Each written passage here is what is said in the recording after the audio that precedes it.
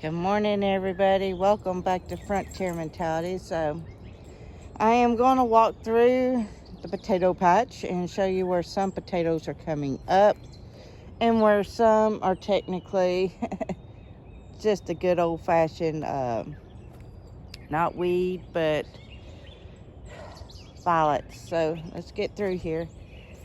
So it's been a week or so since I planted them. Let's see, we're trying to find them. Those are violets. Trying to be careful when walking because I don't want to step on my little heels or my little rows. Alright, here's some potatoes. All the ones down here on the corner are coming up nicely. Here we got some right here. And it does. It takes it a good, let's see, this. We've got some coming up right here. Here we got one here. Dang, squirrels have been digging holes in my garden. I guess they had some nuts at one time or another in there. Here we go right here. We got some right here. So slowly but surely they're coming up. And I'll get y'all to the next part. Hold, please. Okay, hey, we're walking to the back garden. Let's see. Can you see the moon in the sky? I don't think, there it is. Not really well. But anywho, where is it? Where's that tree? The moon's right there. It's kind of hard to see with the camera. Alright, so we have a very nice neighbor who owns this whole pasture land back here. And she has a few fruit trees. She's got a peach tree, a crab apple. That tree in the back is a pecan tree. Then this here is a fig tree with an old apple tree in it. But Bruce has been up here getting this ground ready. So we have two different plots up here. Nothing is planted here yet. And then you see where he's got some little stringers hanging down. He has already planted his green beans. They typically like the cooler mornings to start off. We are going to put corn over here. We're going to go back to the blood corn simply because we prefer grits over just corn. And if we do any other sweet corn, it can be planted with the blood. No, can't be planted over here. If we do any other corn, it's going to have to be separated. And then I know the honeydews are coming up here because those things went crazy last year. And the typical rule for planting your corn is by near Good Friday. Well, we had a lot of rain on that weekend, so Bruce was able to get the green beans planted and in. It'll be a while before they come up, but we have what's called a Blackberry / dogwood winter right now, so it's a little cool. I'm in a long sleeve jacket with a light hoodie on. So we're going to walk back down this way to get to the yard garden. The dogs chased a squirrel up a tree, so they are entertained for themselves. Well, everything's still going on all over the planet. And I saw where Panama Bridge was taken out, where they had stored fuel or something near or under the bridge, and it blew up. So that was a car bridge. Y'all, things are heating up. They're and like I told you in the last little garden chat, They're still predicting $200 a barrel for oil. So breaking that down means, like, it costs $26 to fill your tank up, and it goes up to $10 a barrel. That's almost $200 to fill your tank up.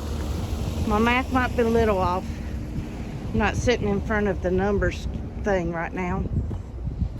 So, container garden, yes.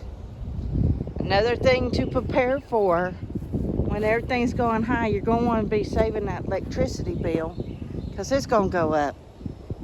Invest in a clothesline now.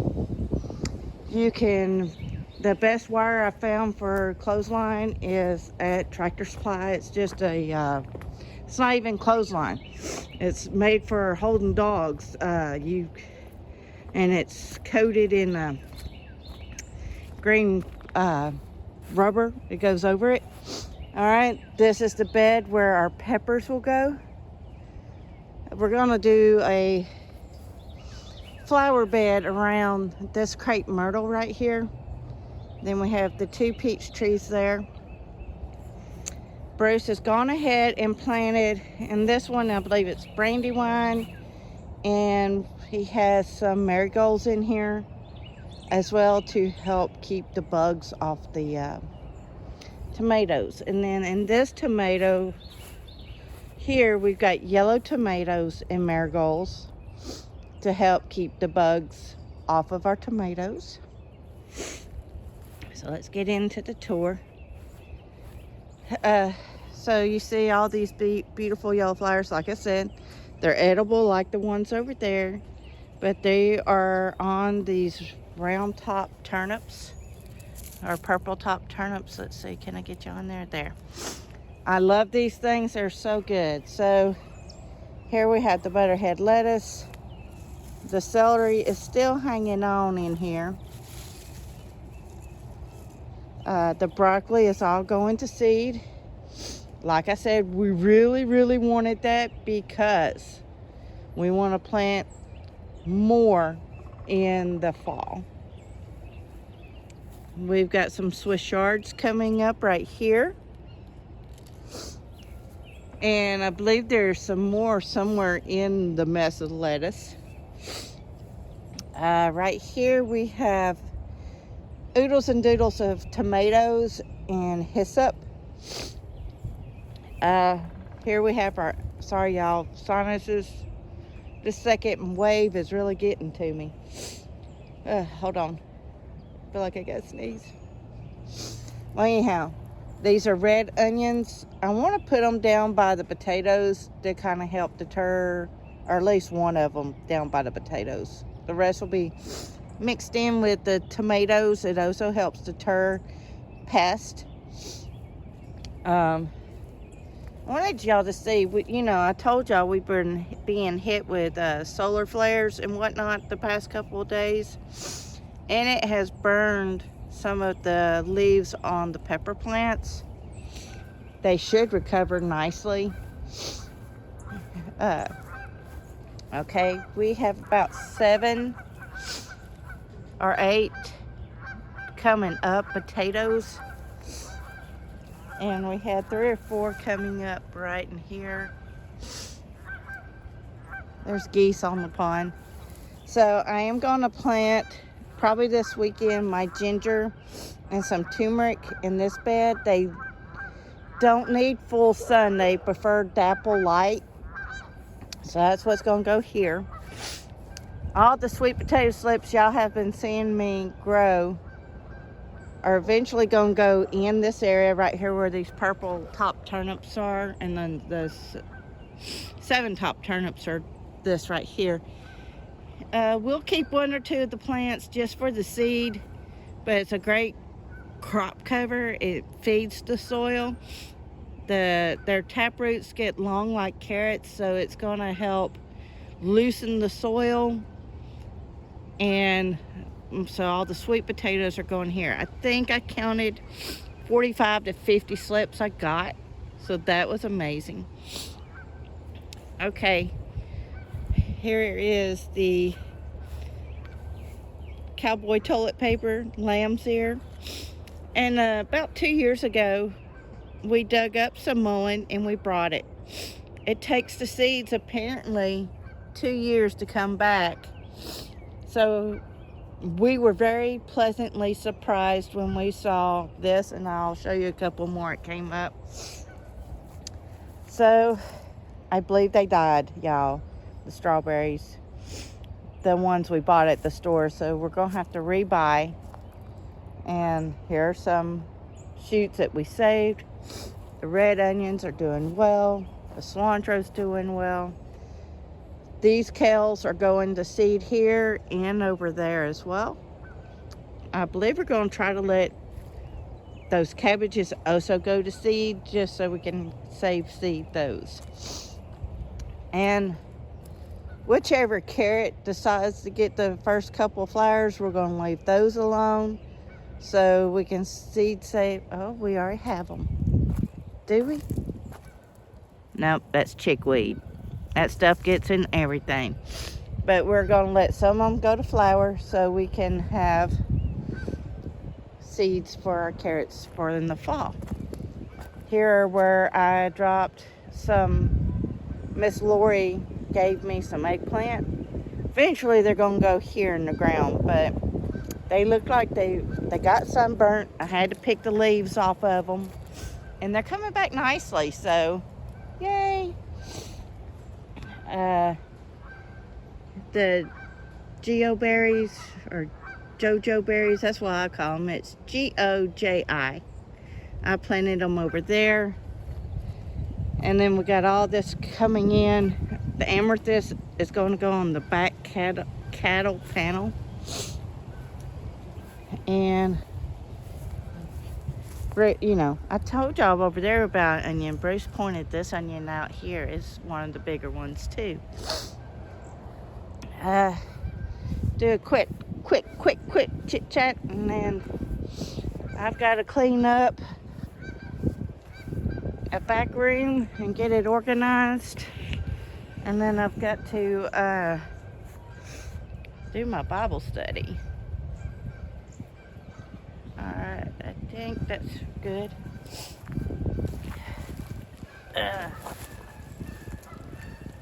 So everything is coming in nicely. Still feel like I'm crooked. I don't know.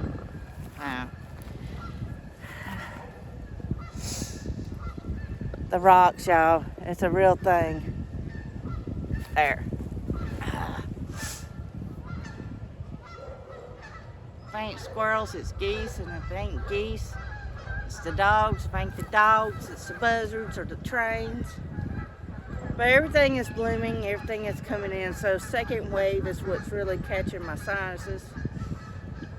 I got a sinus tea in there, steeping, so I can drink on it.